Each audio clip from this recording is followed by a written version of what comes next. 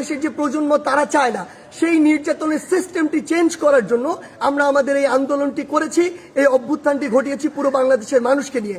সেই জায়গা থেকে বিভিন্ন রাজনৈতিক মতাদর্শ, সে বিরোধী মতাদর্শ হতে পারে কিংবা বিভিন্ন যে রাজনৈতিক মতাদর্শে যা ছাত্র সংগঠন বিভিন্ন রয়েছে তাদের কথা বিভিন্নভাবে শোনা যাচ্ছে যে তারা প্রতিহিংসার বশবর্তী হয়ে এই বিভিন্ন ভাঙচুরগুলো চালাচ্ছে। আমরা স্পষ্ট করে বলে দিতে চাই, এই বাংলাদেশে এরকম যদি অন্যায় বা অপরাধ যেগুলো হচ্ছে এগুলোর অবশ্যই প্রত্যেকটির বিচার হবে।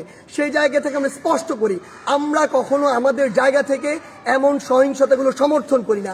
একটি দল 15-16 বছর ধরে বাংলাদেশে এই একটি রেজিম চালিয়েছে, একটি যে স্বৈরাচারী ব্যবস্থা চালিয়েছে, আবার কেউ এসে যদি এটি চালায় তাহলে আসলে পরিবর্তনটা হলো কি, লাভটি হলো কি?